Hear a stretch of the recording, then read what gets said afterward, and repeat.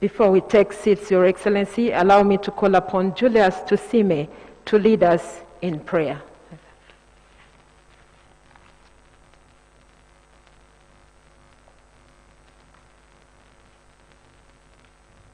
Thank you, Honorable Minister, Your Excellency, the First Lady, Honorable Ministers present, members of the Diplomatic Corps. My name is Tusime Julius. Your Excellency, I bring you greetings from Rwampara District, and especially we thank you for the newly created constituency of Rwampara East. Let's humble ourselves for a prayer. Lord, we thank you for this new day. We thank you for the gift of life. We thank you for our revolutionary leader, His Excellency Yoweri Kaguta Museveni and Mama Janet Museveni, because they have been vanguards of today's theme. They have been vanguards of youth engagement in our country. We thank you for this government, and we thank you for all the ministers and technocrats present who have labored to ensure that the young people in Uganda fully engage in reproductive activities and are able to continue serving their communities. We continue to pray for great health in all our communities. We pray that, Lord, you help us, you help our leaders and all countries globally to get a vaccine soon for this COVID-19. And we trust that, like our revolutionary leader, President Museveni, has defeated all conflicts in Uganda, he will too defeat this COVID-19. We pray that you continue to give him more wisdom so that he can tackle this COVID-19 precisely and we become a Uganda that we all believe in and happy in it. All this, we dedicate this day to you as young people. We pray that whatever we discuss here may be fruitful and be able to strengthen the socio-economic empowerment of all the young people in Uganda. We pray through Christ our Lord. Amen. Thank you.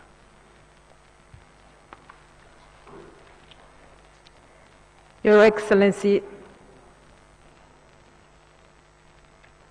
the President of the Republic of Uganda, the First Lady Mama Janet Museveni, it's a great pleasure to welcome you to this scientific celebration of the International Youth Day 2020.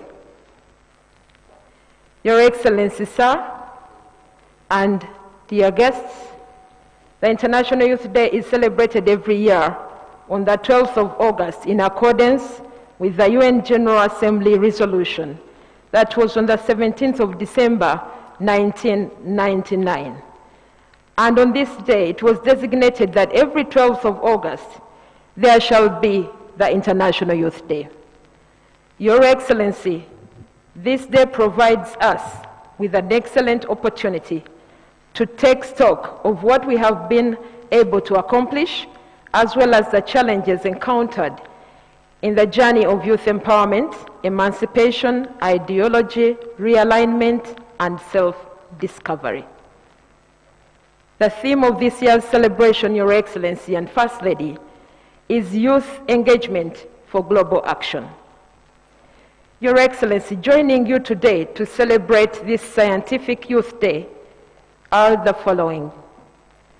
I have the pleasure to reintroduce to you once again, sir, the Right Honorable First Deputy Prime Minister, General Moses Ali. Along with you, Mr. President, is the Honorable Frank Tumwebaze, the Honorable Minister of Gender, Labor and Social Development. Along with you, sir, as well, is the Honorable Mpaka Mwine, the Member of Parliament for the Western Region representing the young people. Your Excellency, we have the Honorable Sarah Chitobabirye, the Youth Member of Parliament representing the Central Region young people. Mr. President, sir, we have Mr. James Ebitu, the Acting Permanent Secretary, Ministry of Gender, Labor and Social Development. May I introduce to you, sir, Madam Rosa Malango, the UN Resident Coordinator, who is here with us. Along with her, sir, is Ms. Elsie Atufa, the UNDP country representative. Mr. President, we have Mr. Fred Ngabirano, the Commissioner, Youth and Children Affairs, Ministry of Gender, Labor and Social Development. We have Mr. Enapa Paul, the National Program Manager, Youth Livelihood Program, Ministry of Gender, Labor and Social Development. We have Madame Liliana Bell, the Chairperson of the National Youth Council of Uganda. Mr. President, we have Mr. Felix Safari Kaihura, the Vice Chairperson of the National Youth Council. We also have Mr. Ekima Emmanuel, the Secretary of Finance, National Youth Council. We also have Mr. Trijuche Saidi Kalahiriti, the Legal Affairs National Youth Council Secretary. We have Mr. Odong Samuel, also RDC, and Secretary Publicity, National Youth Council. Along that, we have Mr. Chitata Ibrahim, the General Secretary of the National Youth Council. We have Mr. Edson Lugumayo, the Secretary of External Relations of the National Youth Council. Mr. President, we have Mr. Tumusime Julius, the Secretary of Labor in the National Youth Council. We have Ms. Mutesi Olivia, the Secretary of Students' Affairs of the National Youth Council. And we have Mr. Kalunji Caroline, Ms. Kalunji Caroline, the Secretary of Women Affairs of the National Youth Council. Mr. President, we have Mr. Momuza John, the Sports Secretary of the National Youth Council. And we have Mr. Gaddafi Nasul, the Chairperson of the NRM Youth League in the country, the Mighty Party. Mr. President, we have Ms. Anjuko, the Chief Executive of the Stanbic Bank of Uganda. And we have Mr. Esweru Donath, Chief Administrative Officer, Arua District. Mr. President, we have Mr. Atema Gabriel, the Chief Administrative Officer of Serere District. And lastly, Mr. President, we have Mr. Shaft Nasser, the Executive Secretary of the National Youth Council. Mr. President, today the function is being relayed live on all media in the country. And Your Excellency, we are pretty aware that you have a busy schedule today, and so we shall keep the program brief. Allow me, sir, to invite, therefore, the Chairperson of the National Youth Council, Madame Liliana Ba, to address this congregation of the Youth Day. Thank you.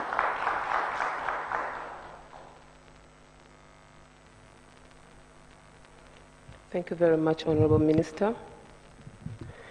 Your Excellency, the President of the Republic of Uganda, the Honorable Minister and the First Lady of the Republic of Uganda, Mama Janet Museveni, the Honorable Ministers and Ministers of State present, and the Honorable Youth MPs, the United Nations representatives, the National Executive Committee, the Chair of the NRM Youth League, the Executive Secretary of the National Youth Council, ladies and gentlemen.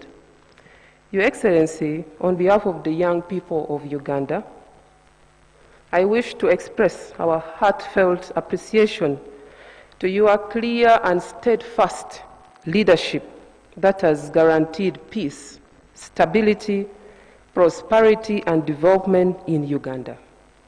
As young people, we are cognizant of the fact that the first time in the history of Uganda, the country is peaceful from border to border. We also deeply appreciate your efforts to infrastructural development in the areas of electricity, improve road networks, schools, health, and social development in general. In a specific way, allow me, Your Excellency, to thank you for your bold leadership in this COVID-19 season that has led to the protection of Ugandans across the devastating impact of COVID-19. Uganda as a country has handled the COVID-19 challenge better than any other country in the world. As a result, our cases of infection and death are among the lowest in the world, while the recovery cases have been one of the best.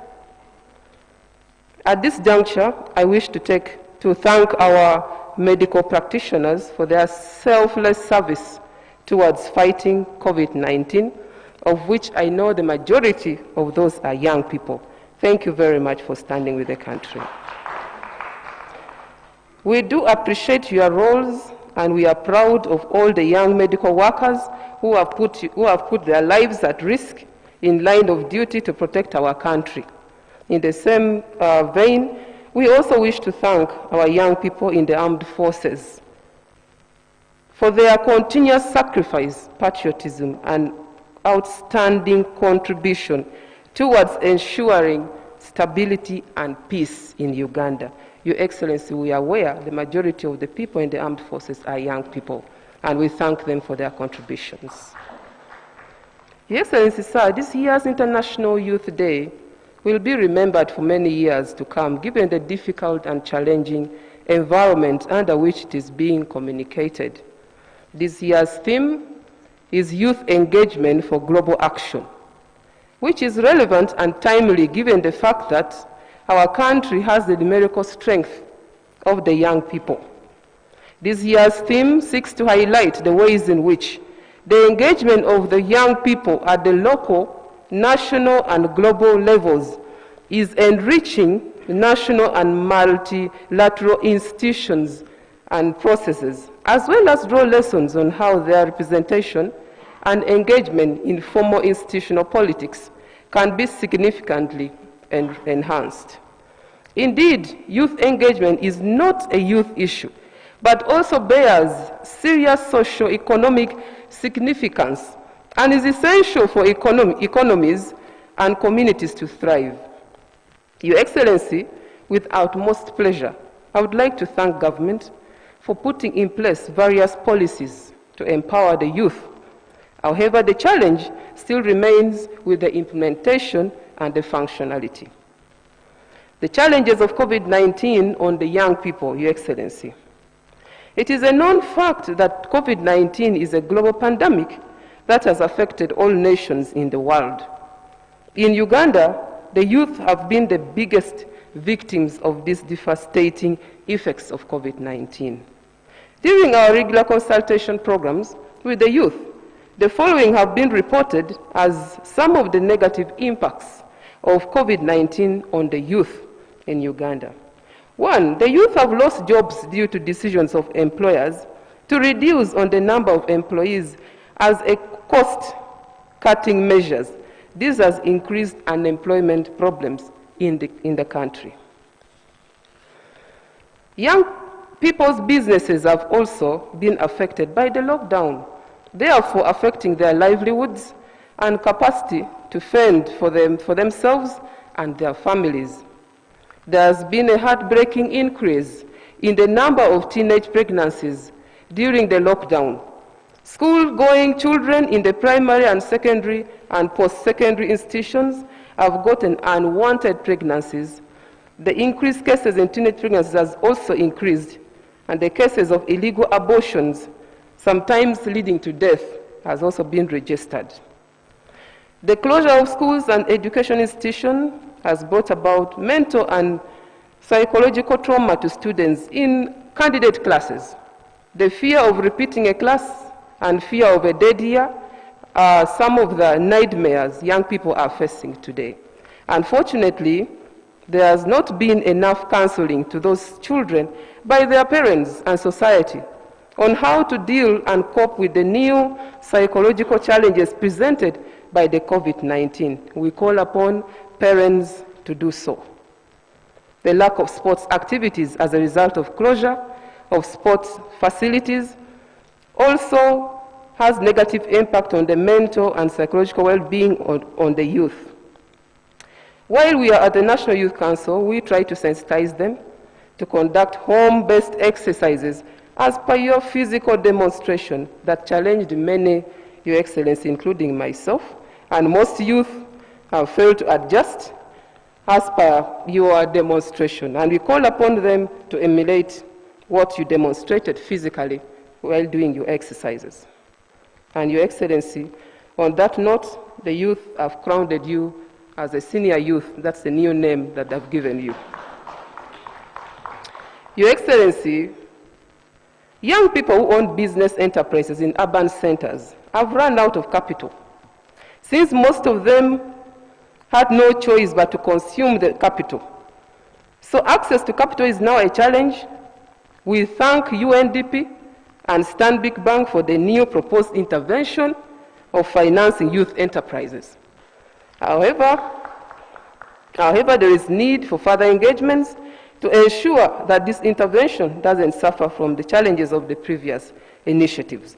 The Youth Council is committed in mobilizing the young people to benefit from the financing. Your Excellency, the issue of duplication. Our country is doing too many good things for the youth. However, there is need to have a central coordinating mechanism to address issues of duplication with its related negative consequences. It would be better if all resources are channeled in one pool and issues of bureaucracies are minimized so that young people can benefit from these initiatives.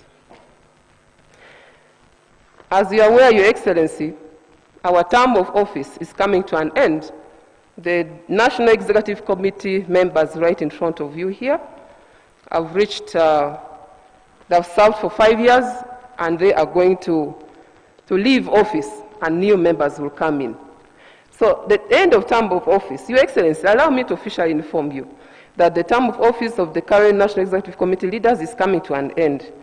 This is therefore likely to be our last International Youth Day, where we speak in front of you.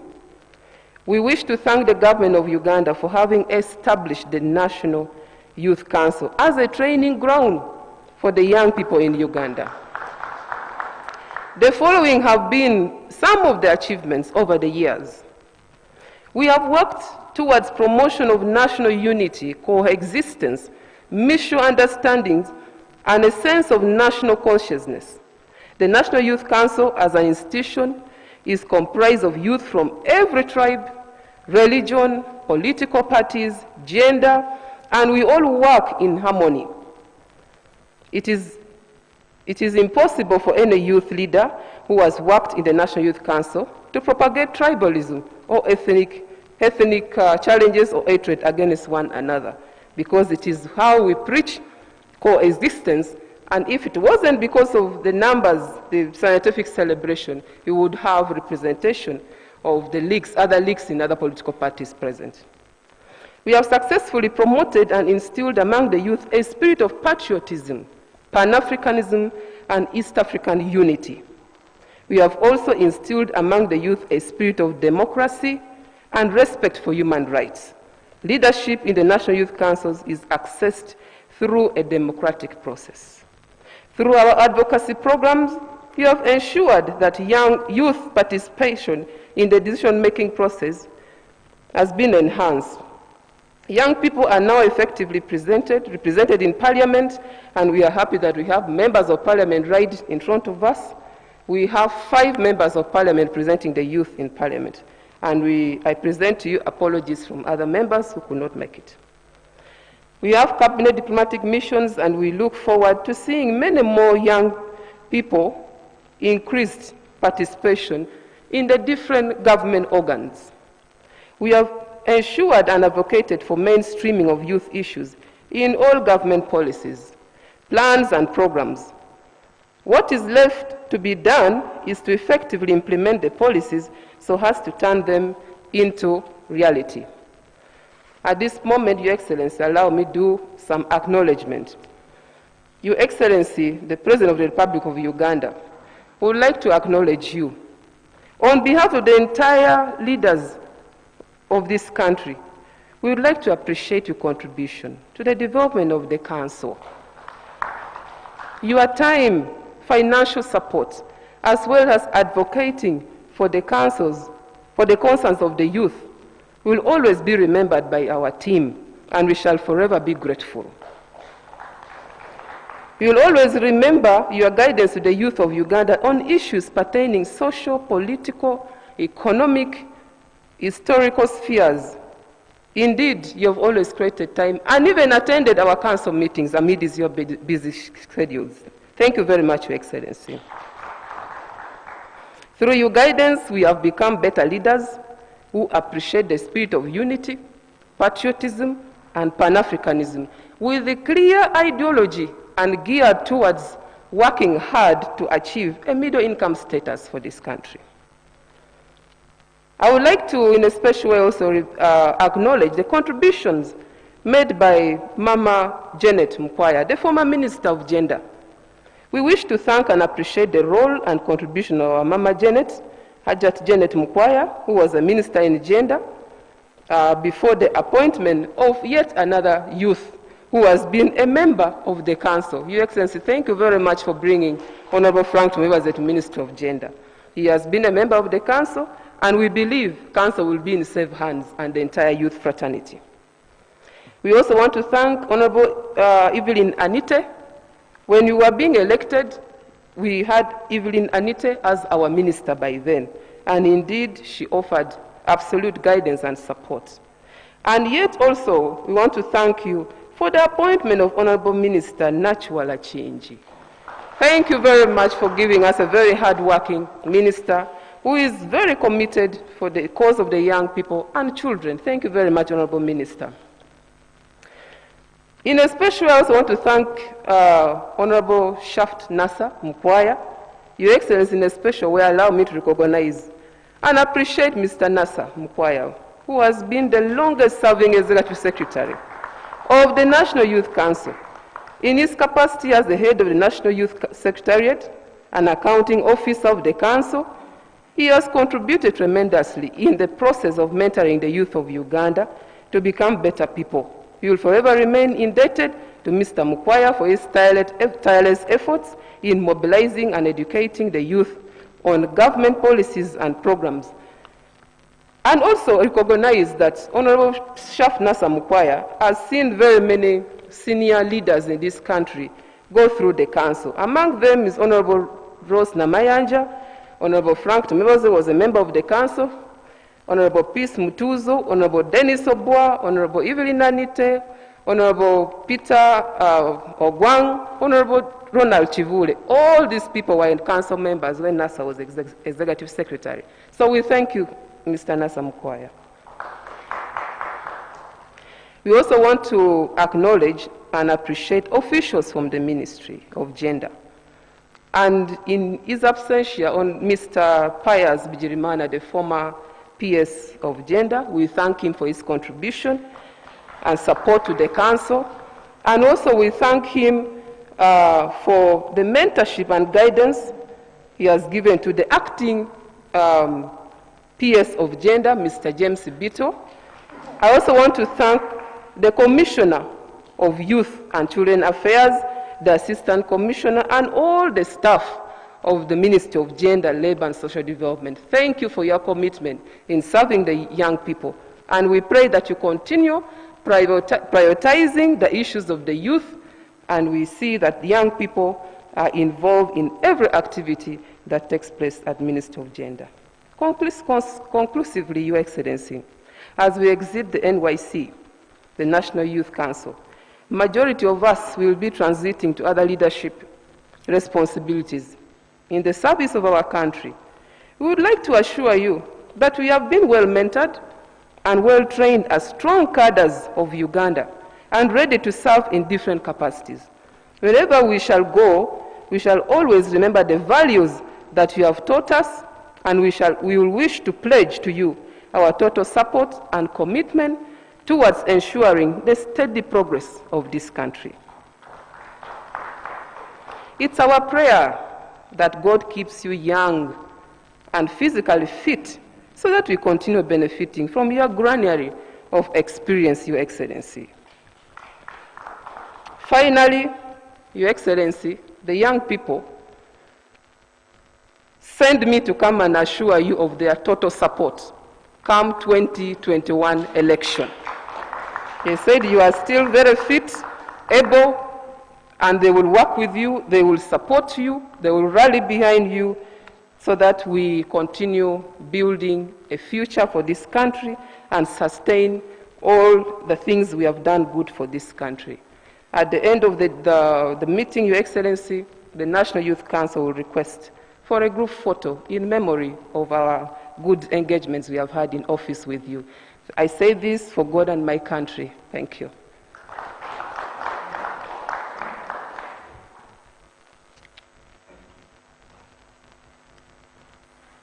Thank you. Thank you very much, Lillian. Another applause, please, for Lillian.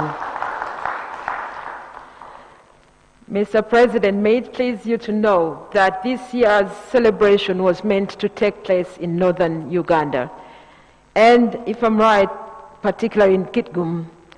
So for the viewers out there and the people in Kitgum, please enjoy watching the International Youth Day at home, stay safe, and stay home. Mr. President, I wish to commend now your exemplary relations with international relations and cooperation with the development partners that is unprecedented and was evidenced by the several international activities that we had prior to the COVID. Mr. President, I was tasked by the Honorable Frank Tumwebaze to coordinate and make arrangements with the UNDP and Stanbic Bank to ensure that the youth who are hard hit before, during, and COVID can access livelihood funds that complement your own programs that you had already put in place, namely the Youth Livelihood Program, the WEP, the talent promotion, the skilling, and extra. So, Mr. President, allow me, therefore, to invite the UN Resident Coordinator to address this gathering this morning and unveil the program also on behalf of the UNDP. I thank you, Mr. President.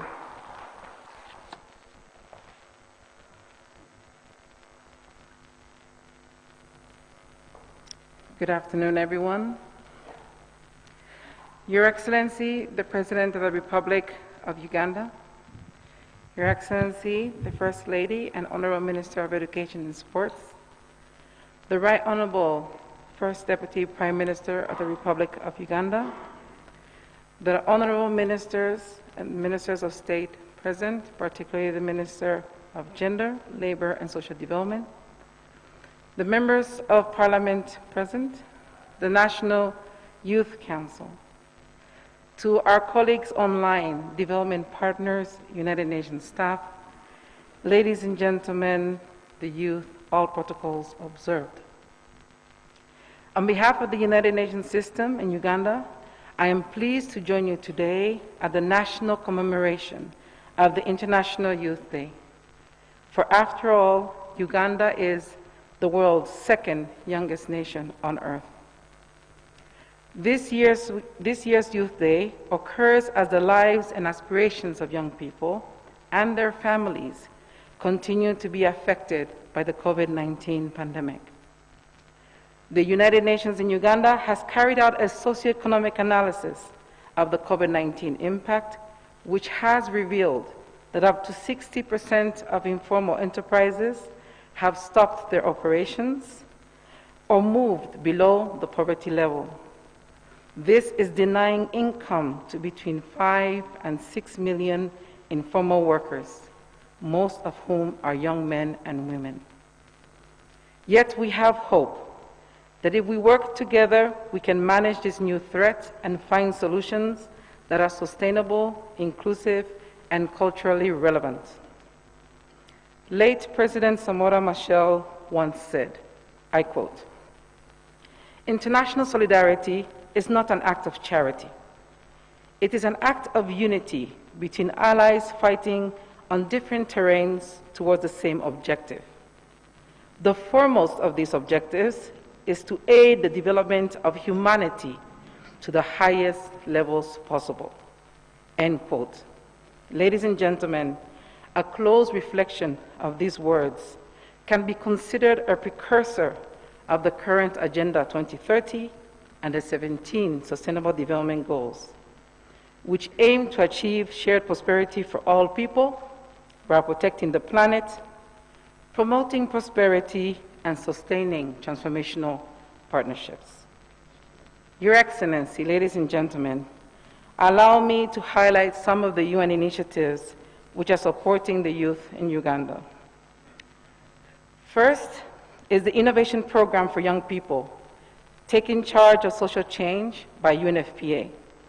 Under this program, 7 social entrepreneurial startups were launched in 2019, including BabyKit, a team that is using affordable and locally made materials to develop infant warmers to help mothers in refugee settlements who have given birth to premature or at-risk babies. I also want to highlight the Infopic company, which has created an interactive voice response system that helps women of childbearing age easily access family planning services. And then there is UNICEF, who has trained young people across the country in communication, digital storytelling, photography, videography. The aim is to enable young people to use these skills to voice their concerns and share solutions. UNICEF is working with these young people to co-create content because they understand the issues that affect them and their community much better. We also have the Strengthening Social Cohesion and Stability Project from the UN Migration Agency, IOM, who, working with partners, have provided vocational training to 1,000 youth. They've also provided small business startup capital for 644 youth.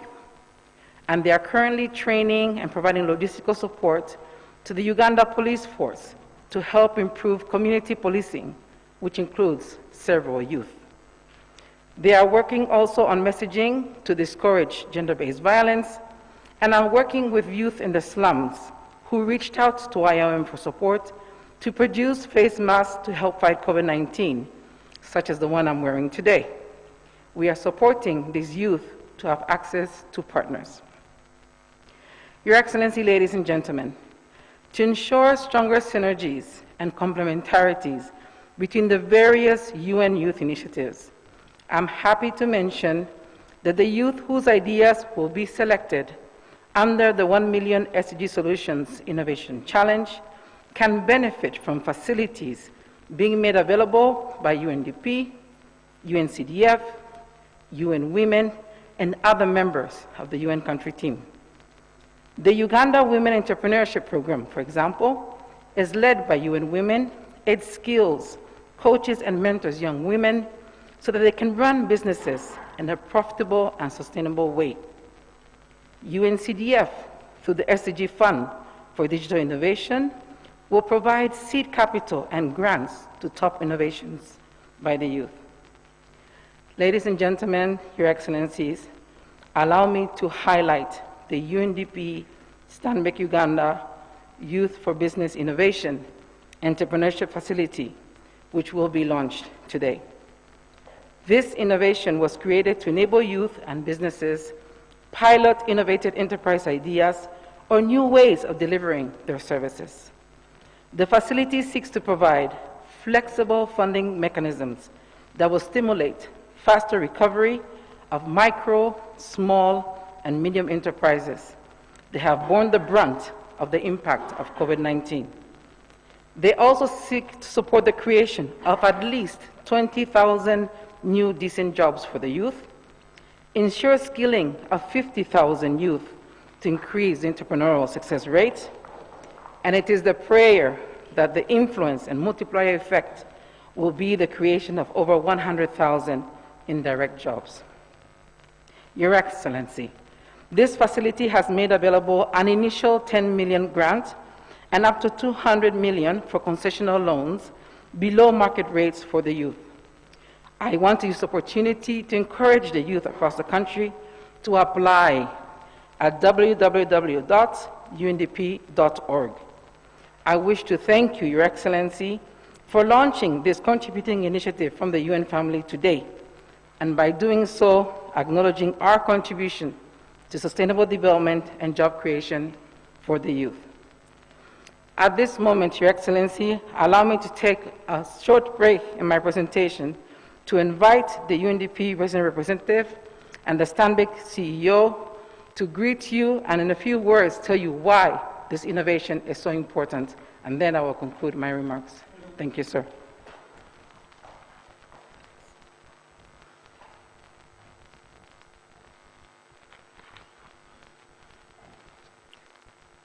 Thank you very much, Madam Resident Coordinator.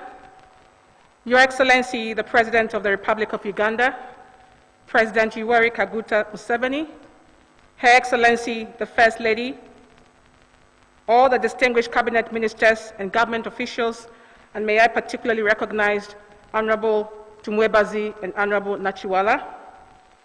The UN Resident Coordinator, thank you again.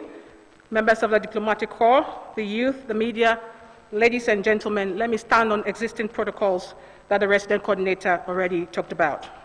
On behalf of the United Nations Development Programme and indeed Stanbic Partnership, I would like to extend sincere appreciation for the humbling opportunity to join you here today. I also take this chance to warmly appreciate all the youth gathered here and those who are watching all over Uganda to say you are Uganda's greatest asset. You are Africa's greatest asset. You are the future, and we celebrate you today. Permit me to also join the Resident Coordinator and Stanbic Uganda to congratulate the government and the people of Uganda for the remarkable human, social, and economic-wide progress the country has achieved under your leadership, including commitment towards attainment of the Sustainable Development Goals. Your Excellency, it is my pleasure to introduce to you the Youth for Business, Innovation and Entrepreneurship Facility, which the Resident Coordinator already alluded to. It is an innovation instrument developed by UNDP in partnership with Stanbic Uganda Holdings Limited to promote impact-driven entrepreneurship, foster innovation, and leverage business solutions to address youth unemployment challenges. I'd like to appreciate the partnership we have with Anne Juko, the Chief Executive of Stanbic Bank, and for the partnership we have on this. Your Excellency, we work very closely with the Ministry of Gender, Labour and Social Development and the Ministry of Trade and Industry in the development of the facility. And once again, permit me to recognize Honorable Tumwebazi, Honorable Amelia Chambade, and Honorable Nachiwala. It is part of our joint efforts to support the government of Uganda's commitment to deliver on the promise of 2030 agenda to end poverty, eliminate inequality and social exclusion, as well as tackle climate change. Importantly, as the youth person said, a number of youth people lost their businesses during COVID, so this facility is really to help them build forward better. The Resident Coordinator has already talked about what we are trying to achieve, to create about 20,000 new and decent jobs, 50,000 youth to be retooled and reskilled, and 100,000, again, indirect jobs. We are providing the 10 million of grant resources and 200 million of loan resources, but again, this is going to be given to young people below the market rate. So in effect, if the banks are giving 15%, Stanbic is going to give below that. And we're also encouraging other financial institutions to join us.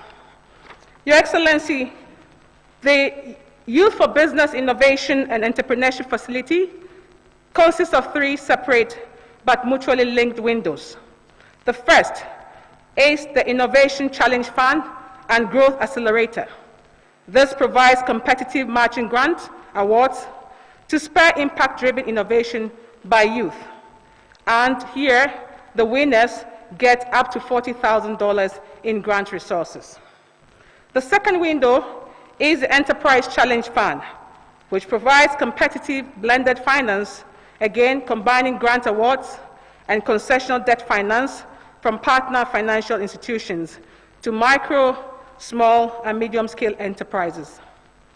The third is the Youth Entrepreneurship and Innovation Ecosystem Platform, which will revitalize youth networks such as the Youth Connect, circles, in order to collectively identify and tackle systemic issues impeding the socio-economic empowerment of young people. Your Excellency, the novelty about this facility is that we are not only giving funds or grants. For 2 years, Stanbic Business Incubator and UNDP Accelerator Lab will mentor young people on different business ideas, corporate governance, training, and capacity building to make sure that they can succeed. Your Excellency, following a highly competitive process, I invite you to join us in congratulating 2 youth-owned enterprises that have been awarded $40,000 each from the Youth for Business Facility Innovation Challenge Fund. They include Quest Digital Finance Limited and ChapChap Africa Limited. We congratulate the young youth who are behind these exciting enterprises and have used digital and mobile technology to provide solutions that seek to impact small businesses and create and improve livelihoods of young people in various sectors, particularly in the agriculture sector.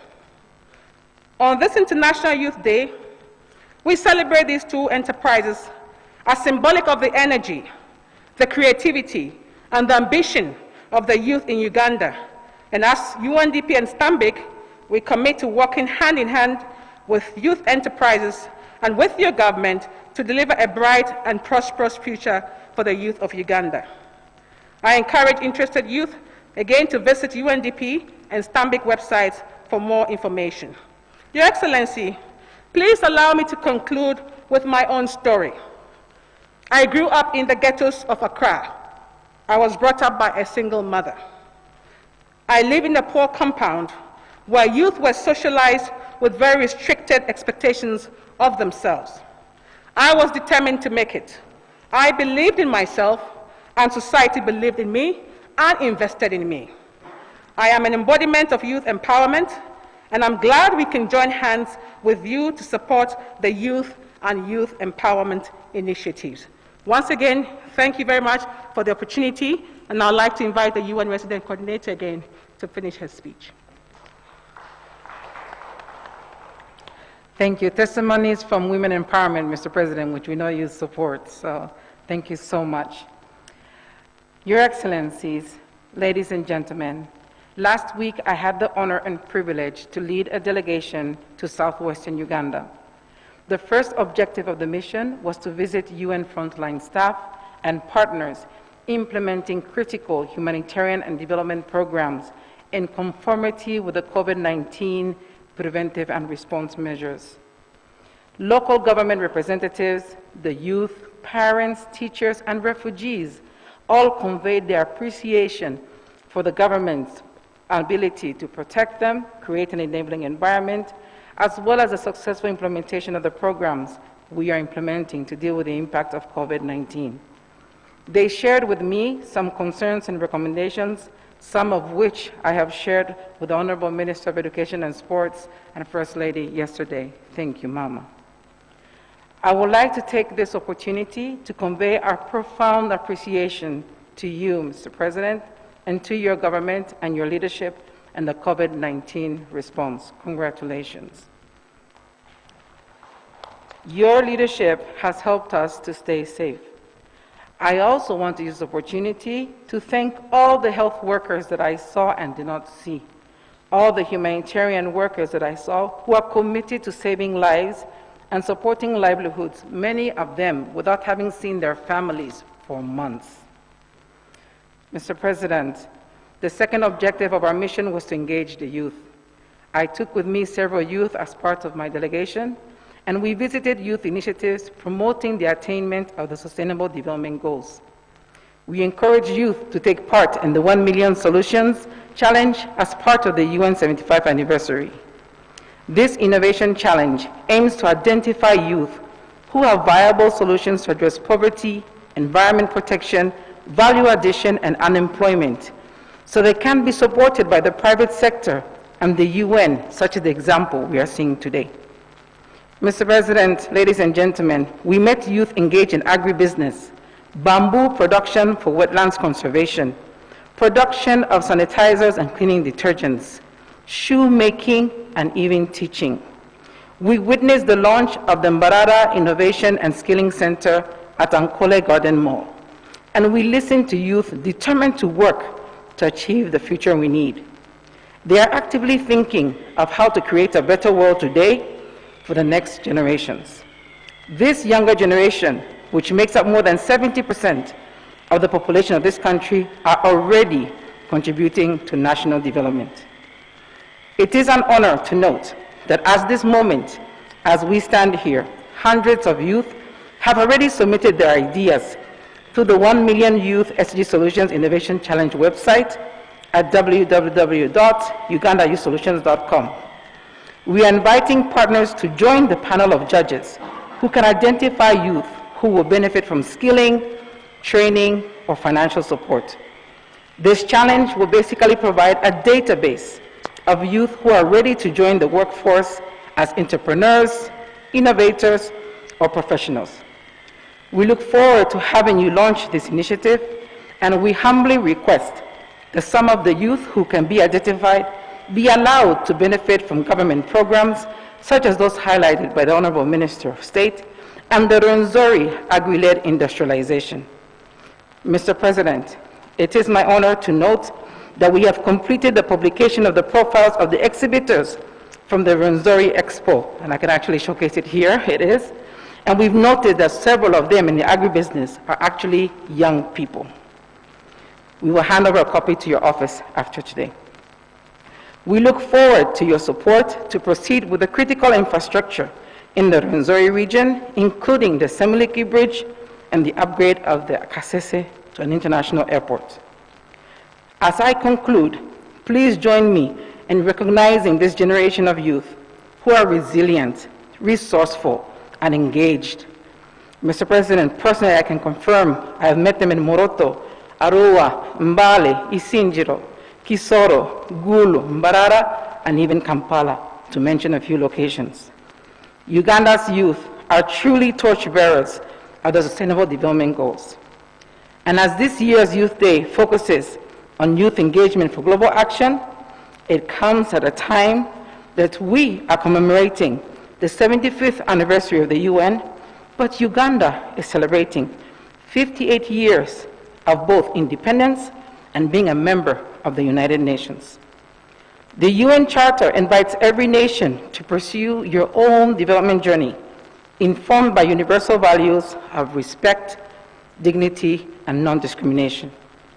The 2030 Agenda invites member states to pursue an inclusive approach to sustaining peace and development. It is thus my honor to conclude, on behalf of the United Nations system, by reiterating our commitment to support the government and people of Uganda on your development journey. Mr. President, our new UN Sustainable Development Cooperation Framework 2021-2025 outlines our commitment to support the implementation of the National Development Plan 3 and your vision to attain prosperity for all by 2040. We look forward to having you launch it soon, and I wish to conclude with a quote from Julius Nyerere. Quote, "Everybody wants development, but not everybody understands and accepts the basic requirements for development. The biggest requirement is hard work." End of quote. I am confident that if given the chance, Uganda's youth will put in the hard work and contribute to achieving the modern and stable Uganda that you want and Africa needs. Thank you for your attention.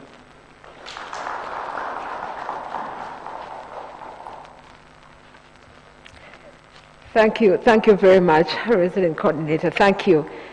And thank you for helping out with the children. She just gave birth to a Ugandan boy just a couple of months ago through adoption. And I officiated over the baptism just a few weeks ago. Thank you for leaving no one behind.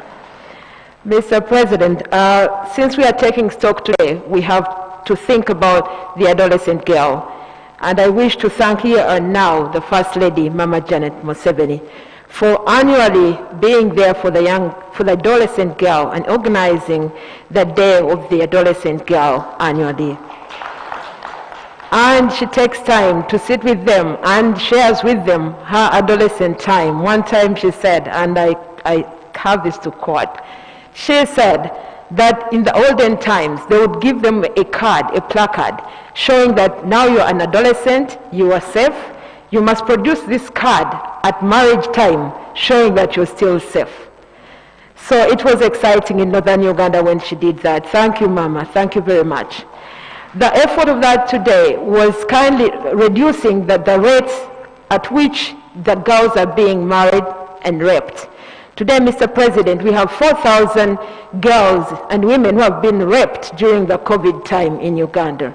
So, Mr. President, I wish to announce now to the people viewing us that rape is punishable by life imprisonment. So may it go to all the people watching us today that forget about the young girl, forget about the women. So together we can ensure that we have a productive generation for the country Uganda. Mr. President, allow us to proceed to the second last item on the agenda, Mr. President, which is none other than having a situational analysis of the overall status of the youth interventions in the country, and also providing citation for the handover of the Youth Livelihood Program checks, as well as a request to you, Mr. President, to address the gathering done by none other than the Honorable Frank Tumwebaze, the Minister for Labor, Gender, Labor and Social Development in Uganda. Honorable Frank. Thank you, Florence. Honorable Florence. Your Excellency, the President of the Republic of Uganda, Honorable Mama Janet Museveni, the First Lady, the Right Honorable General Ali, the Deputy Prime Minister, Her Excellencies, the UN reps, led by Madame Malango, Honorable Members of Parliament, the youth MPs, the youth leaders in your respective capacities, ladies and gentlemen. Your Excellency, I want to thank you for finding time to this ceremony, less busy and not so much, because of the situation we are in. The theme for this day is youth engagement for global action. Your Excellency, this theme is very relevant to you in particular, because you engaged all of us to where we are. And I think the youth leaders, we should thank the President for that. There is no other empowerment other than orientation and proper mindset empowerment. Personally, I remember in 1992 when I was in Senior 3, we waited for you at Kacheka Stadium. You came to tell us about HIV/AIDS. We were there about, I think, about so many schools. But of course, we were from the village schools, we had few numbers. And Taranabara High School were there beating us, they denied us space in the pavilion, but we were there on the periphery of the stadium until you came. And it were your bodyguards who stopped those Barra High School people from beating us more. And when you came, you really taught us. And when you asked questions, we the village schools would put up hands and they would beat us from behind. So the youth of today don't behave like those ones from Barra High School then. But that's aside. But even after then, Your Excellency, your engagement with young people. I remember in 1999, when I was finishing university as a student leader, we met you with colleagues, and you told us that for you and your colleagues during your youth days, you led the struggle to liberate Uganda. So you told us, your work, go and do positive advocacy for the NRM values. And Your Excellency, we've lived up to that, and all of these leaders standing for that. Your Excellency, today, as we commemorate the Youth Day, it also coincides with our last term as the NRM government over our manifesto. So allow me briefly to report to you and the country how our manifesto has performed in terms of the youth programs.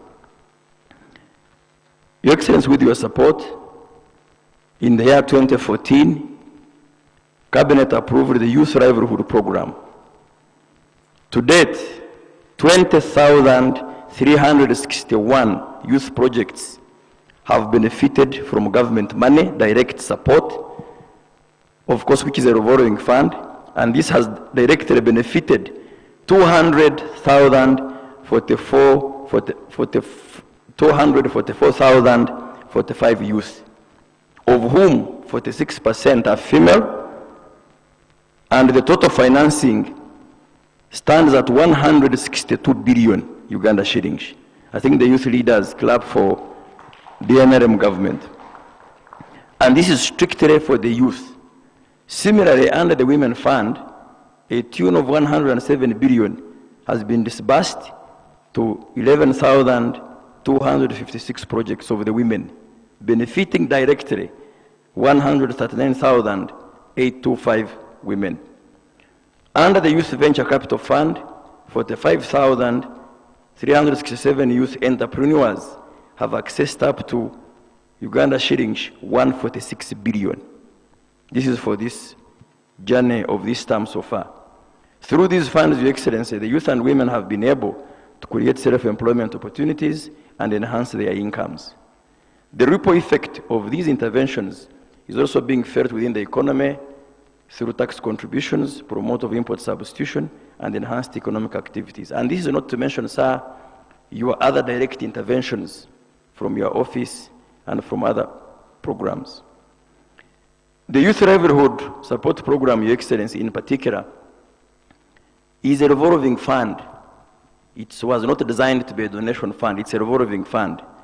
And I'm glad that to date, the youth have repaid a total of 37 billion, and of which the ministry has already replowed 9.2 billion to finance 11,463 youth under 1,090 group projects. This process is continuous and more projects are underway for financing. The checks you will give out today, the beneficiary districts have been represented by Arua and Serere. It's not new money from the budget, sir. It's money paid back under the Youth Livelihood Program. Now that's testimony that the program is a success. If people were not being able to make profit out of their enterprises, they wouldn't have been able to pay back. Your Excellency, this month, sorry, they're telling me to put back the mask. Okay, I will try and see how it goes. This month of August 2020, the ministry is disbursing 1.93 billion of the funds repaid by the beneficiaries. And these funds will benefit 2,236 youth under 203 group projects in 26 local governments across the country. These include Amuria, Arua, Buweju, Buyende, Dokolo, Kabira Maido, Kalungu, Kamuli, Kanungu, Kayunga, Chegegwa, Mayuge, Mbarara, Nebi, Ngora, Ntungamo, Palisa, Rwampara, Serere, Bushenyi Shaka Municipality, Ibanda Municipality, Kasese Municipality, Mbara Municipality, Moroto Municipality, Ntungamo Municipality, and Rukunjiri Municipality. And because of the COVID SOPs, Your Excellency, we couldn't bring all of these cows. So Arua and Serere were selected. Where are the cows? You can stand up for recognition. They are here to represent these beneficiary districts. Arua today will be given a check of 252,560 million for 368 youth under 32 projects. Serere district will get 176,880,000 for 215 youth under 21 projects. Your Excellency, that's how the Youth Livelihood Program has performed, and we believe it's one of the few programs of government that has managed not to destroy or eat the seed. The seed has been able to germinate and reproduce, unlike many other programs we started with. Your Excellency, we are not talking about the SAGE, because we will talk that later on the day of the elderly and disability, but it is also moving on well. It now covers all the elderly people from 80 years and above. The only request is that we move slightly below 80, but Cabinet will look at that, Your Excellency. Your Excellency, the Ministry of Gender has also strengthened and tried to formalize the externalization of labor to ensure that our young people who travel abroad by choice are safe the safety of migrant workers in their destination countries is of concern not only to us as a government, but internationally.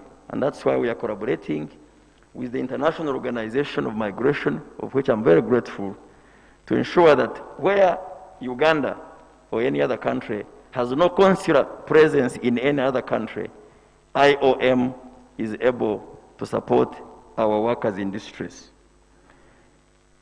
But I must note that these young people, especially from the Gulf alone, they've been bringing in $600 million. But in total, it almost approaches $2 billion.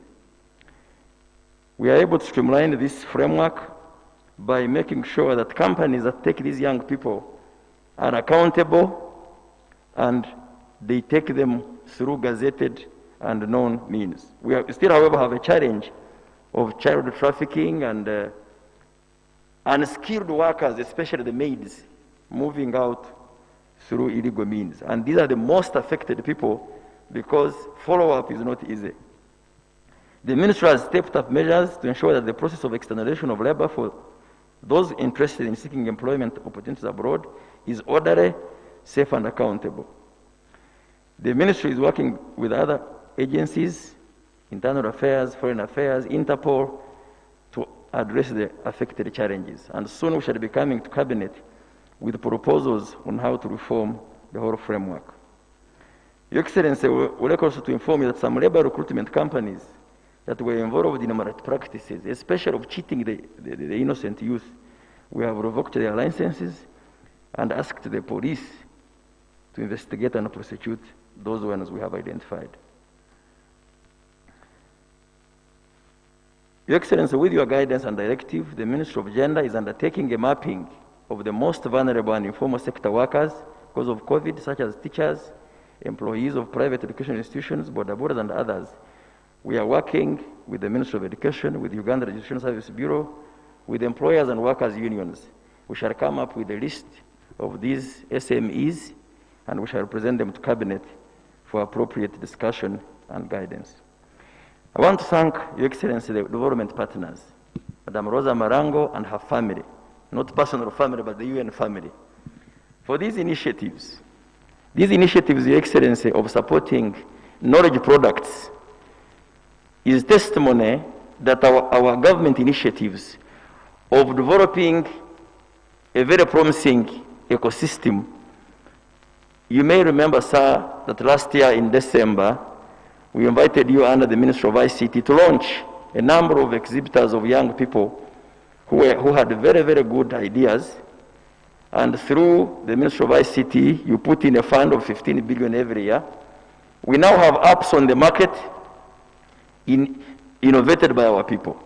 So I want to thank the UN family for bringing in this support to ensure that the digital revolution is dominated by our own applications, so that we don't only become net consumers of other people's products. And Your Excellency, I want to thank you in your instructions to the Manifesto Committee that our manifesto should be driven and should be anchored on innovation and science.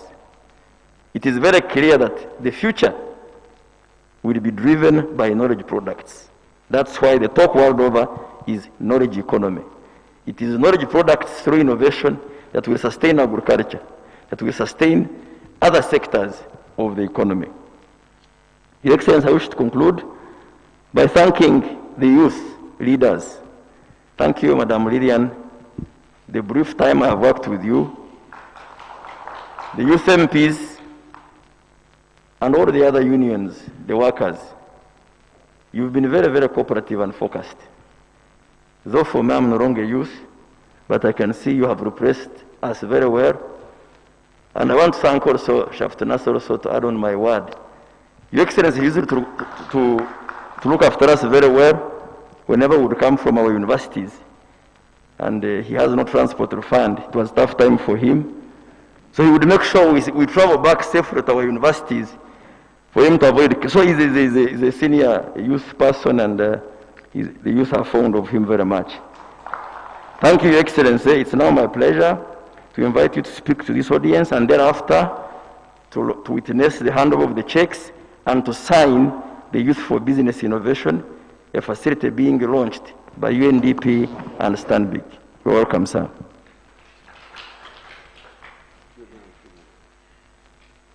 Sit down, sit down.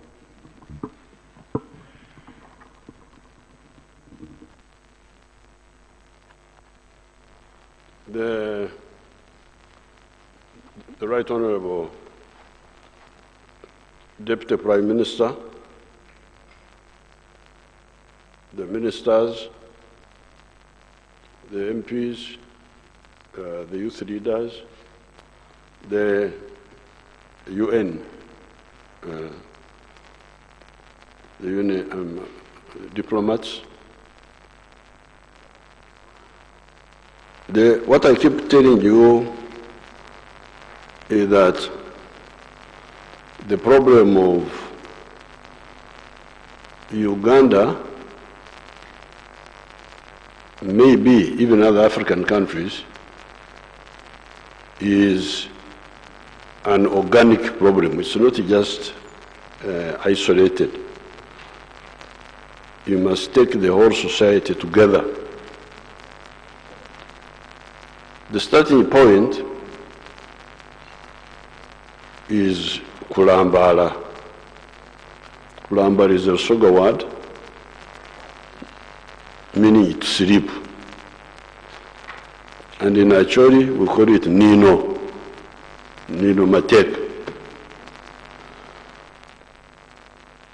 This is what I saw, 1959, when I came from my village, which was sleeping, Tumbarara, for the first time. You found people there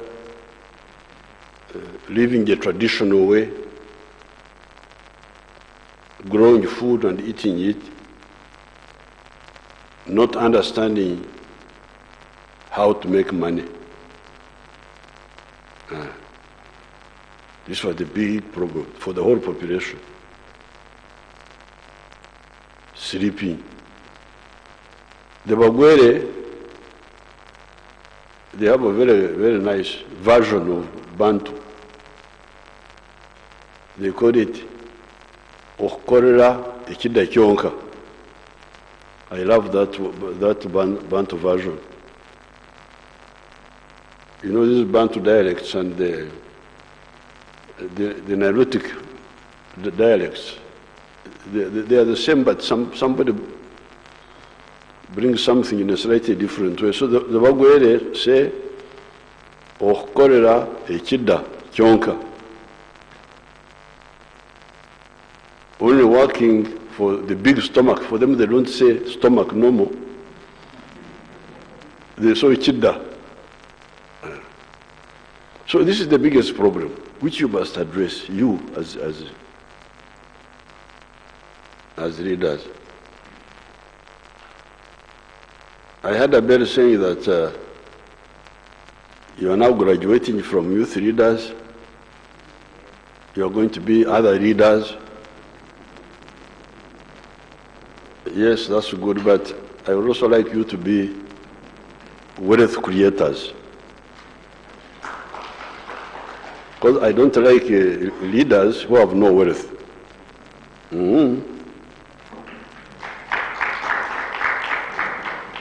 Because what are you going to lead? Because when you lead, you speak for something. I speak for traders because I am a trader. That's why I am a leader. I speak for the farmers because I am a farmer. And I'm a leader who knows about farming, so I come to speak about farming. I speak for manufacturers because I'm a manufacturer. But you are doing nothing, and you say you are leading. Leading where? What are you? What are you saying? What are you saying? Because we are talking about society, how society should live. So what of juries, what testimony do you have for other people? What problems are you bringing? So, the starting point is waking up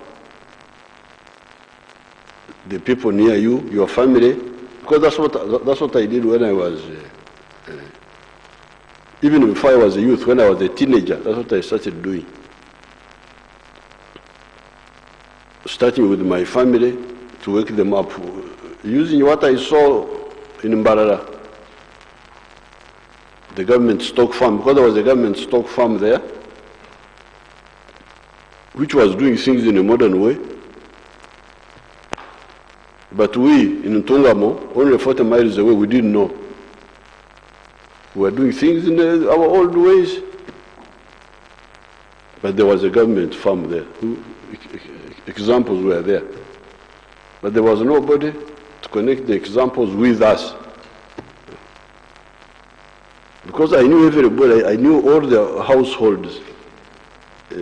I never heard of anybody who was copying what the government experimental farm was doing in Mbarara. So this is problem number one. Now, according to the census of 2014, they pointed out again that 68% of the homesteads were still sleeping. Kulambara, Nino, that they were still Okorera, Echida, Chonka. That's where the problem is. Youth, what? Youth of what? So stop just talking.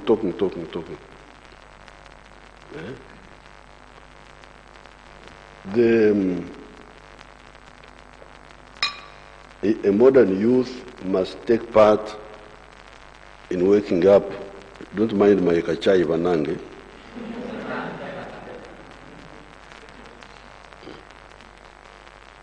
The modern youth must get involved in waking up your family first,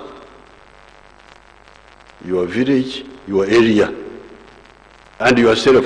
This is what you must do. But that's what I did. When I came to Raichura, 1967, after my A level, the idea was to buy that land, use it to educate those sleeping Banyankore. Sleeping, talking, what? People are going to the moon. America, you can imagine, 1968, Americans were going to the moon. But the Banyankore were Korra Echida Chonka. How can we have it like that? We are leaders, we are what? No. This is just a mockery. A leader of what? Of people who are sleeping. They should call you a co-sleeper. They shouldn't call you a leader, because you are people are sleeping, you are doing nothing. So really, this is the starting point. Where you come from, you start with your family. Let those people wake up and stop. And the other time when I moved around, I gave you this booklet. All the leaders, I addressed all the leaders in the zones, and I gave them the booklet. The 4 sectors are there for money. Because you're talking about poverty. Poverty, the medicine for poverty is money. Those are the tablets. Tablets for poverty is money. That is the aspirin. Aspirin for poverty is money. And money, enough money. And you remember what we said? Stop Okorre Echida Chonka. teach, may each keken, marach, marach, marach, marach. Work for money. But where do you get money? What is the address of money? The 4 sectors. Either commercial agriculture or industries, small and big, or services. The services have been hit by this virus because the services were borders, transport, restaurants, hair salon. Me, my hair salonist is Mama Janet.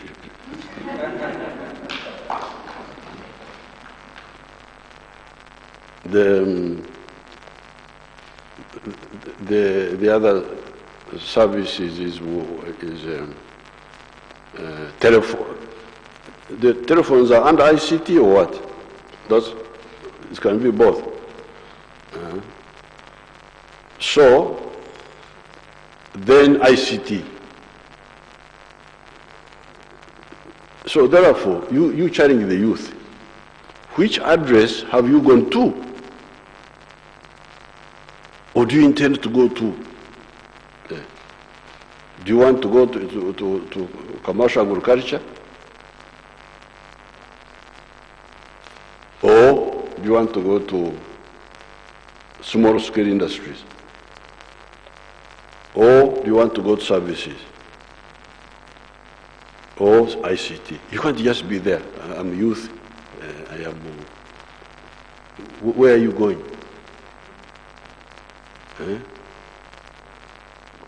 Where do you want to go? And how can we help you? So those in commercial agriculture, in this booklet, on page 3, assuming that your family has only 4 acres,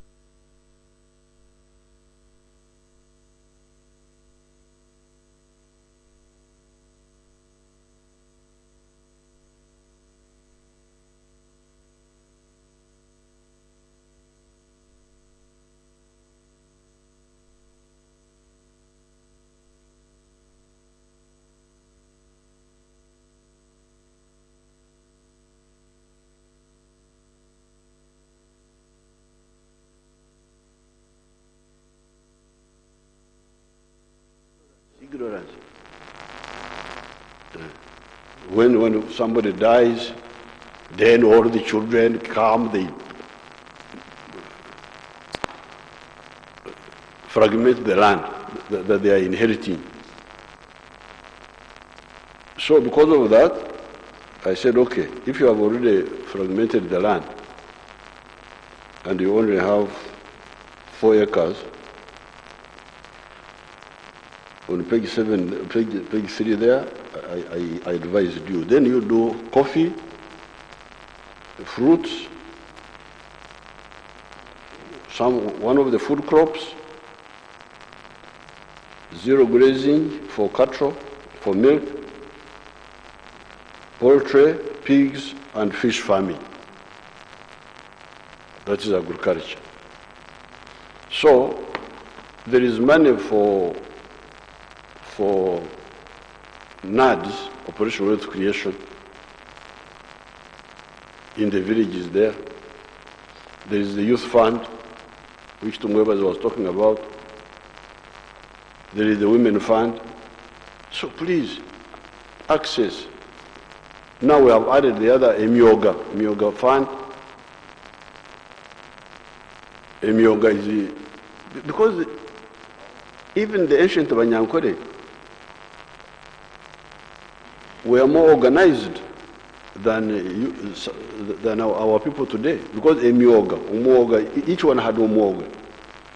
Traditionally, you are either a cattle keeper or a crop person or a blacksmith. If you are a blacksmith, they know that family, they are blacksmith. They do no other work, they concentrate on blacksmith. Other people grow food and bring it to them, and then they give them blacksmith products. That's what umwoga means. That's why I brought that word, umwoga. Umwoga is a specialization. Yeah. Blacksmith, or these ones of clay, making clay pots, or carpentry. All those were the specialization traditionally. But now you have somebody here, he has nothing, he's just there. And that's why we are saying no, you must belong to or target to belong to one of the activities. And if it is agriculture, we have advised you how to handle it. Now, if you don't want to go into agriculture, then maybe, especially those who are educated, the school graduates, even if you did SWASWA or psychology,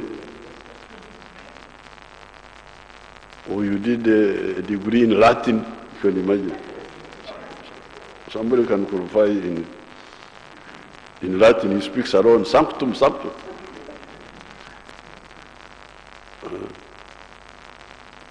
That was part of the problem of our Muslim children. Because some of these groups would take our Muslim children and teach them Arabic, only Arabic. So they come back, they have no jobs. So they would sit in the mosque, start talking, hoping for miracle wealth.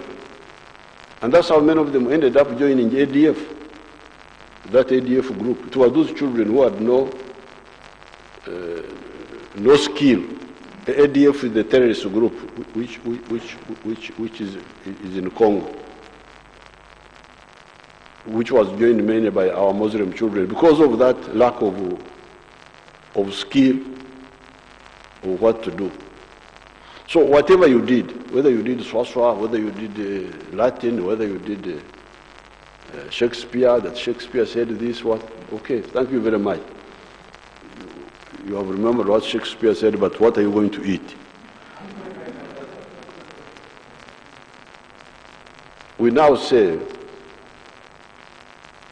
form, and that's where the youth, Nachiwara and Kasoro, the man of microfinance, they can form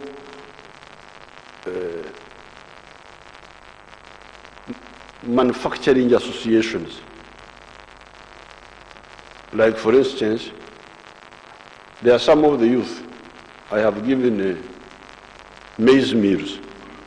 Okay, you have formed a group, I gave you a maize mill. It's produce maize flour, but also to produce animal feeds. Because we are importing animal feeds. We are putting animal feeds. And there's now too much maize. There's too much maize. Because you know, the Baganda say, adinga na maolo agajamu mukuto. But when you keep eating, they call it leftovers, but mahoro is good. Me, I like cold food. That when you keep eating it, eventually you get satisfied. So, because of talking, there is some limited ajo. Do we have an artist here? What is ajo? Sleeping? No, I mean waking up. Akwenyu is waking up. So there is now limited akwenyu. There is some limited akwenyu. Some of your people have woken up. It's not too much, but a little waking up. Now, that waking up has already generated a lot of products. Has generated a lot of coffee, 7 million bags. from 2 million bags. Fortunately for coffee, the external market is big, so we never get okudiba. We never get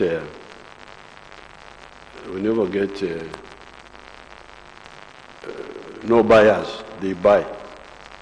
But the youth should form association and add value to that coffee. Instead of the coffee just going as a raw material, they should add value to it. So these Swaswas, what, they can form a group and they come to Nachiwara and they say, we want to form a coffee roasting. Maybe you start with roasting, which may be easier. Later on you can add other levels of processing. Because now the raw material is big, it's there now. Some of your people have woken up a bit. Some Akwenyu, some limited Akwenyu. Then you come to so that by the time you cover all maize flour, both for local but also for export,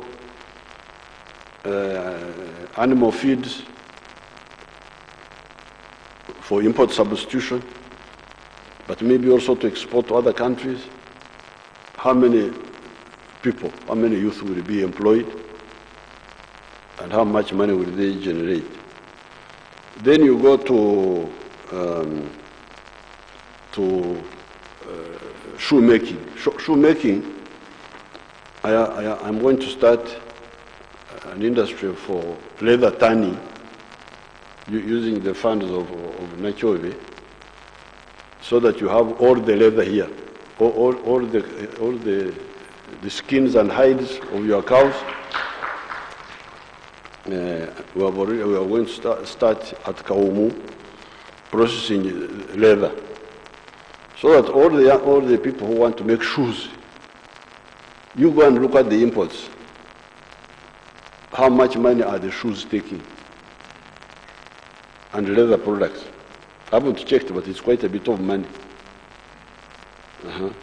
So that then some of the youth go into the shoemaking associations. You own it. You borrow money, those revolving funds, you borrow money, you use and pay back slowly to the revolving fund. Then you come to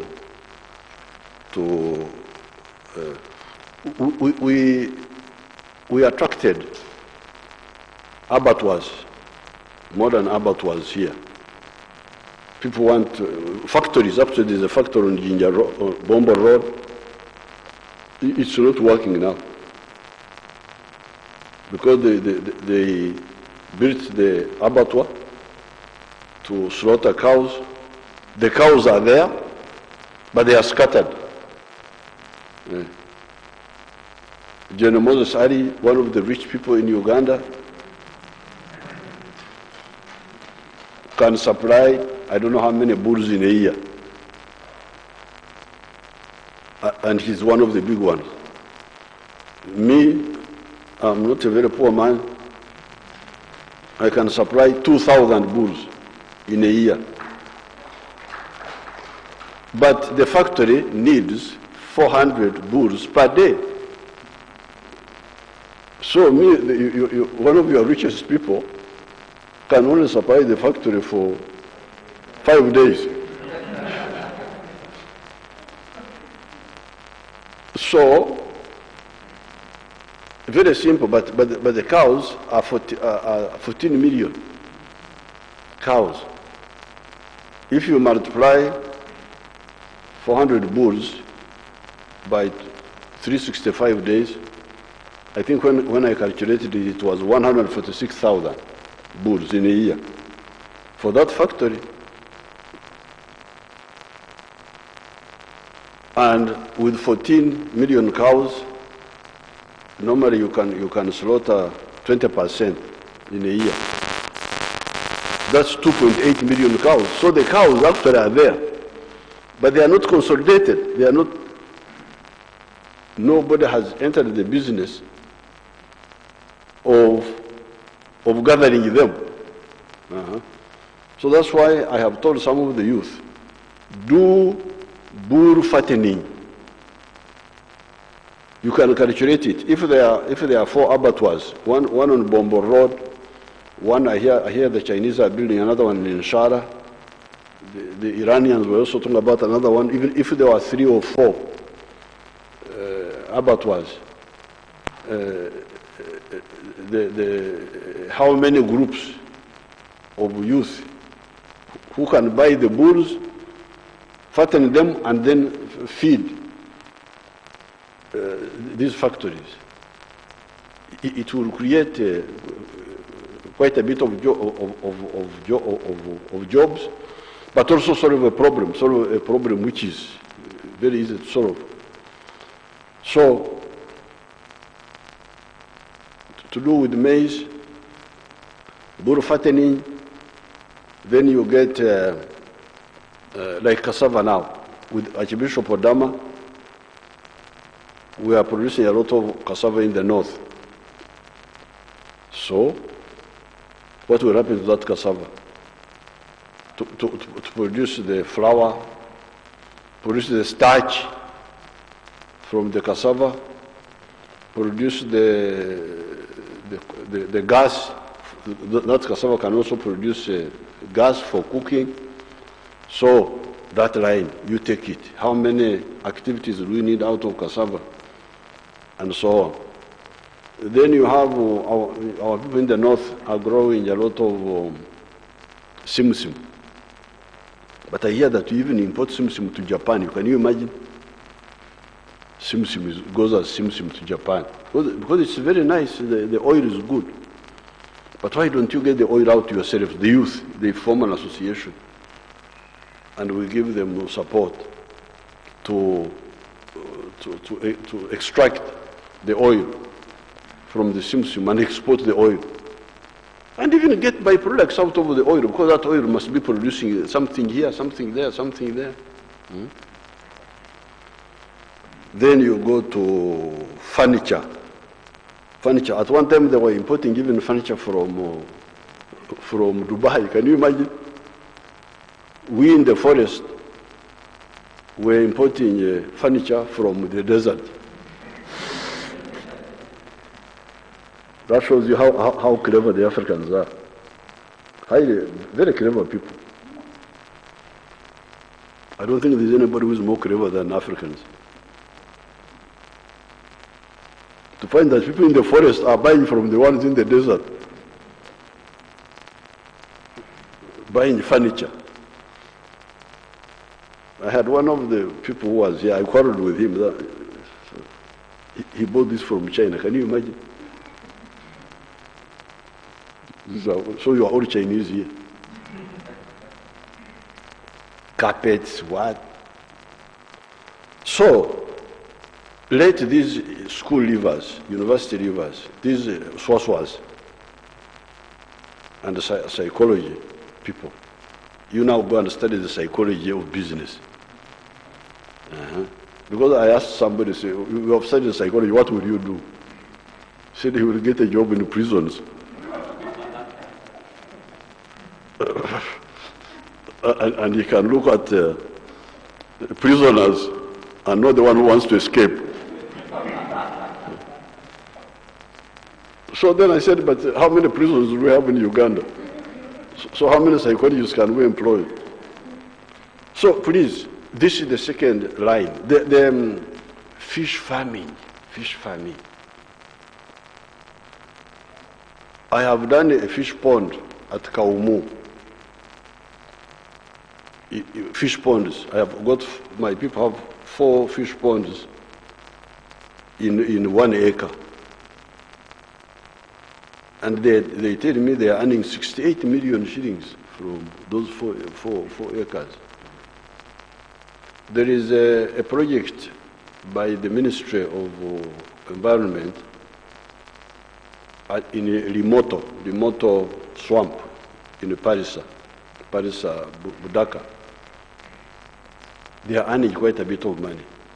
So all those rivers in Busoga, the swamps in Busoga, in Parisa, in Bukedi, in Teso, Lango is full of swamps. The Nairo Valley, that Nairo Valley.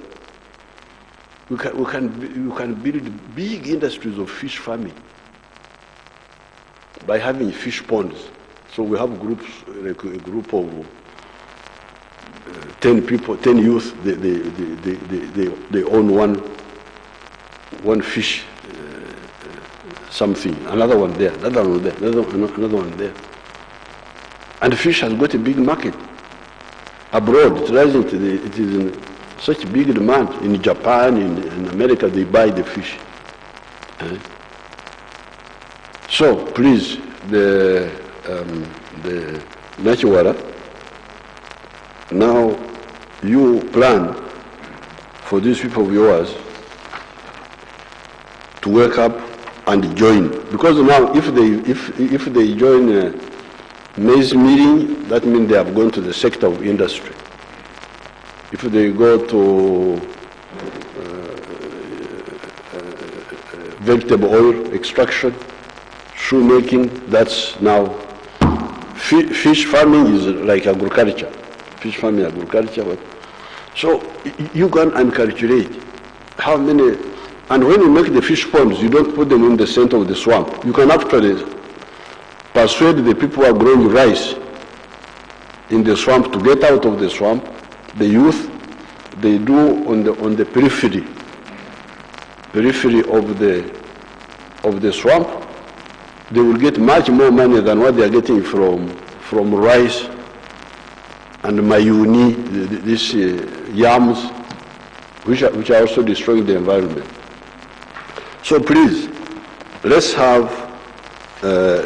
get these youth to be involved in wealth creation, really, and we assist them. Now, politically, use your voice.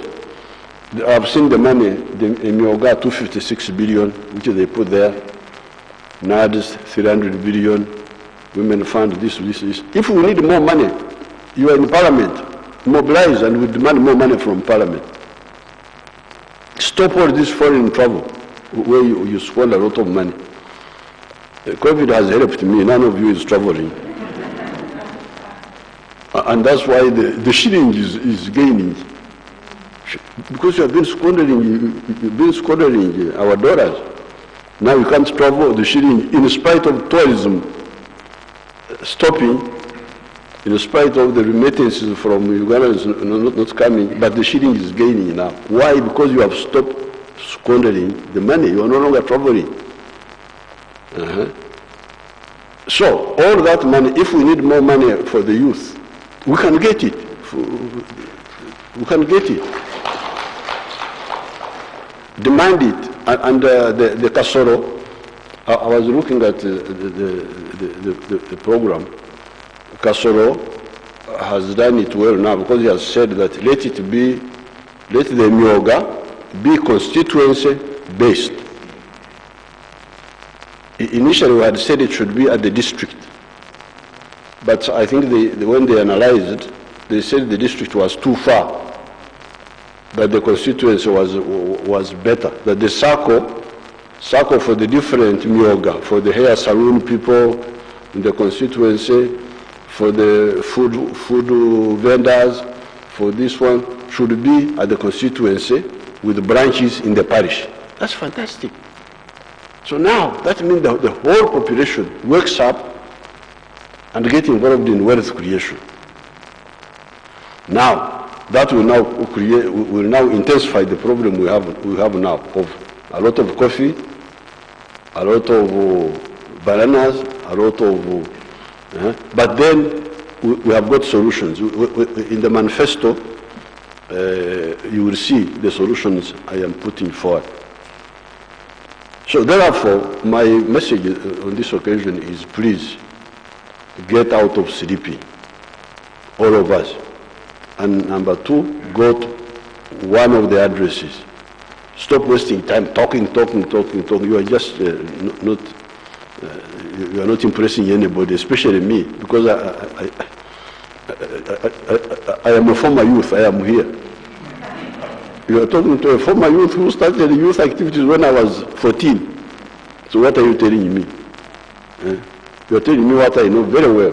But I know how you can be a useful youth, and I have also seen useless ones. I have seen both. Now, on the services there, you have the transport, tourism.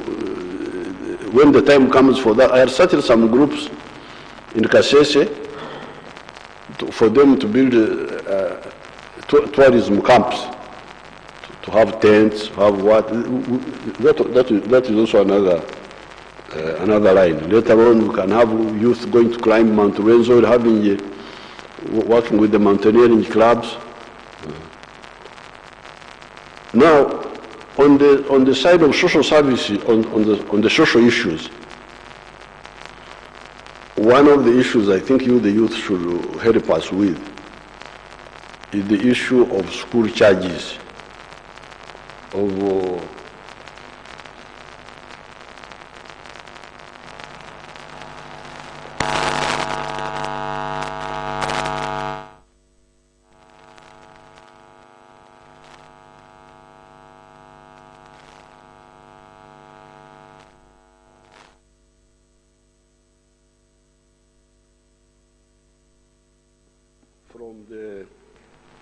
from the parents. And I try to say, but why do you do this? Oh, they say they can afford. But recently, me, I was not convinced, because even when I'm addressing a rally, you see the ones who are a bit fatter in the audience are the ones who say they can afford, the ones who are like Mpaka here. They are the ones who say they can afford. Then the thin ones, no, we cannot afford. So, which is which now? Which is which? And the other time when I made a tour, I said, you resolve this, you tell us, because I don't want to start unnecessary wars. Because it seems some of the groups want to get money from the families. Want to get money from the families, they want to do local business, school feeding, I don't know what, because they want to supply. Now, then so that issue must be resolved. You, the youth, you should take, the other day I read a document by one of your former youth, Birum Maso, who used to be a member of parliament. He wrote something about something. And I found it seems that some of the families are suffering because of those school fees. So let's resolve it. I don't want double language. These are saying this, the other one are saying the other one, which is which. So therefore, we can say many things about the youth, but my first thing, please engage in wealth creation. Now, I'm very happy to be with my daughter, Malango, from Equatorial Guinea, but forget about Equatorial Guinea, you are now here. So, and our other daughter from Ghana, she's informing us that she's a veranda girl. You know, when Nkrumah formed his party, the Convention People's Party, CPP, it was joined by those people there, the smaller people, the smaller people in the town. And then the other rich people formed another party, which was against Nkrumah. So she's telling us that she's one of they were called veranda boys. Boys who, I think, who had no houses, or they were staying in the verandas or something like that. So she's saying that she's a veranda girl, and she's very proud that she came up. So I thank you so much for the program. Thank you so much, and these people should give you a clap. Now, I'm also surprised to see Stanbic Bank here, because, you know, in Christianity, I think even in Islam, they say that when you repent your sins, there's a chance you may go to heaven. This Stanbic Bank, they specialize in overcharging people. Interest, 20%, I don't know what. So now I'm supposed to see our daughter here. I have not seen her. We talked on the phone the other time. So I'm happy to see you here. So what are you doing here? Are you coming as a Christian or as what? So you want to, because really 20%, who can pay 20%? Why? So you come and tell me how you have repented. Come, let me hear what you are saying. Go to the microphone.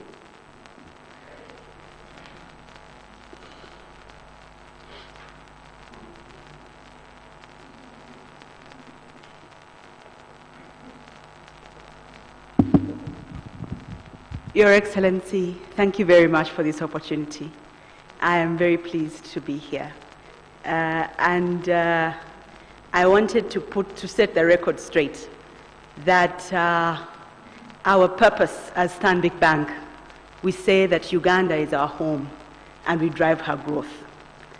Part of that is working with partners to solve Uganda's problems. And this is one of the reasons that we say that the solutions to Uganda's problems lie within us. And this is why we are choosing to partner with the UNDP to be able to provide a solution to the youth.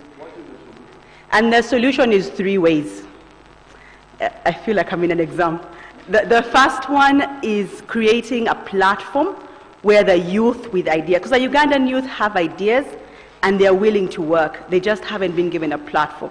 So creating a platform for the youth with ideas to come and express those ideas. That's number 1. Number 2, providing capital for the youth to start.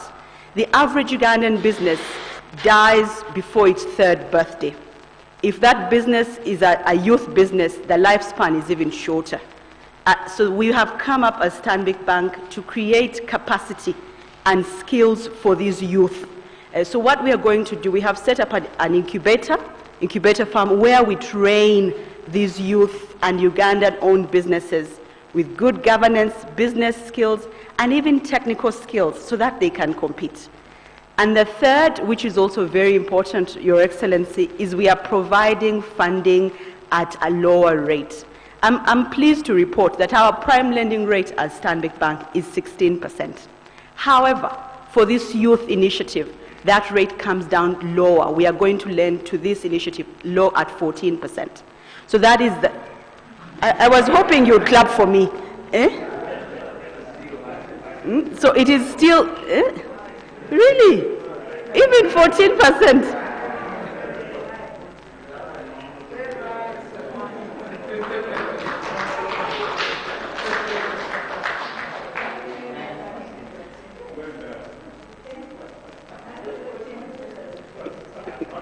You come and sit down and give her a cup of tea so that I care about people. 14 is high, please. What you should do, although of course I think you are going to go bankrupt eventually, because your business is to make money from traders who go to China, turn us into a market. But we are not going to stop that, because we are going to encourage local manufacture and then block the Chinese imports. Once we make the shoes here, like we are going to, no more shoes. Once we make the carpets, no more carpets. So I think in the end you will go bankrupt, but I wish you good luck. Because you make money by lending to traders, to traders, to traders. So I think for you, you should find a way where you still have your traders now, because they are not yet extinct. get 18% from them, because they can manage. Somebody who's bringing carpets, even 20% he can afford. But the youth, for you to pray for you that you go, for me to pray for you that you go to heaven. When you reach 12%, then I will say, you forgive my daughter what she did in the past. With the South Africans, because that was our bank, which I gave them. It is Uganda Commercial Bank. I gave it to them thinking that they will run it better, they will, now they're, so I forgave you, I forgot about you and Katonda Jari. So thank you very much, people. Congratulations on your day. I want to congratulate the Lilian Aberu group for their good service. Stand up and they see you, the Lilian Aberu group. There they are. The other girl from Bukunja, she's. All these fellows, I know them, all of them. Thank you. What happened to the Toro Mukonjo? Huh? Oh, he's in the youth league. Okay. Thank you. Thank you. Thank you, Excellency. We just beg a minute of your time. You just witnessed the two cows representing the other districts receiving the checks. Yes, the cows come in front and PS arrange the dummy checks for us. And then thereafter, Your Excellency, you'll sign to launch this innovation program of the UN.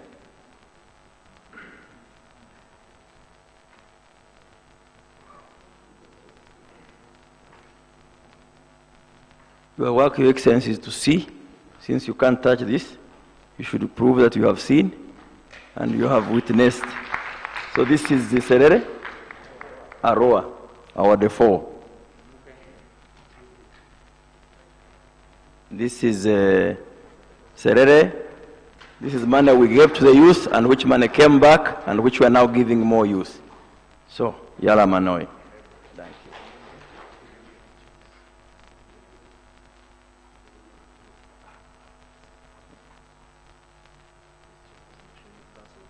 Then, this is a dummy check from the UN, UNDP. It is going to the successfully appraised and qualifying groups of 147 million, and it's being received by the chairperson of the Youth Council. Thank you, UNDP. And then finally, sir, is to seek your apologies. So this goes to ChapChap. ChapChap is a digital platform, Your Excellency. I know about them. They're involved in e-commerce innovations. So they will be received by the outgoing, as she said, president of the young people, Madame Abe. Thank you. And finally, sir, to sign on the dummy there, and then we launch the Youth for Business Innovation and Entrepreneurship Facility, which will help mainly the digital innovators.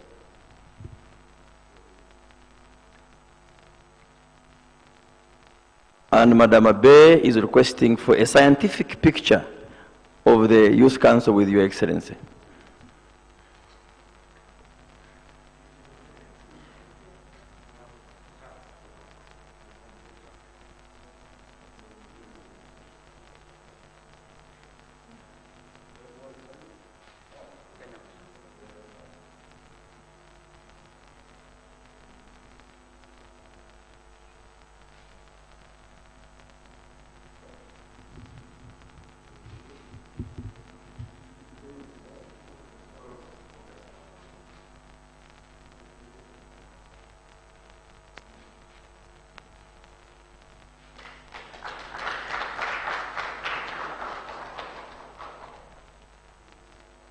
Can we all rise up to sing?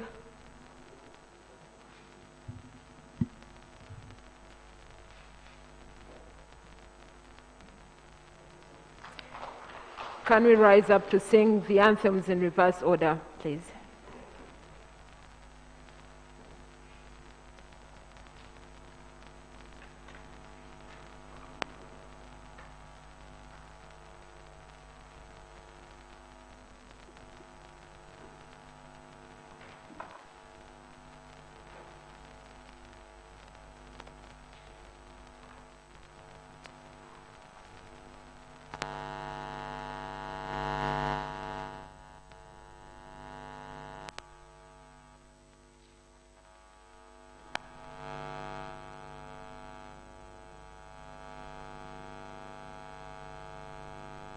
Can we have the anthems in reverse order, please?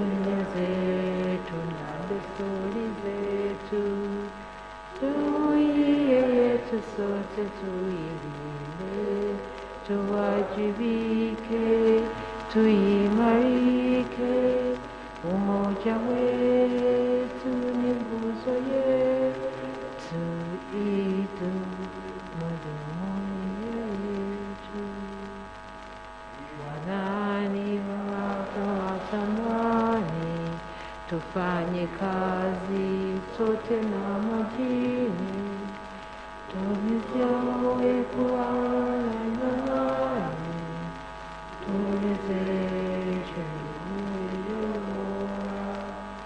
jumuiya yetu sote tuilinde, tuwajibike, tuimarike, umoja wetu ni nguzo yetu,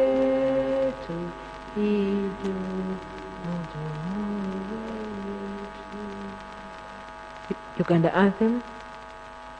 Oh, Uganda, may God uphold thee. We lay our future in thy hand. United we for liberty, together we'll always stand. Oh, Uganda, the land that feeds our love and labor with thee. All our neighbors, all at our country's calling, peace and friendship we live. Oh, Uganda, the land that feeds us, by sun and fertile soils grow. For our own dear land we shall always send the call of Africa's crown. Can the National Youth Council proceed for a group photo with His Excellency the President? We thank you so much, Your Excellency, for blessing this function with your personal presence. We thank you, the First Lady, for blessing this function as well with your personal presence. May God bless you. Thank you.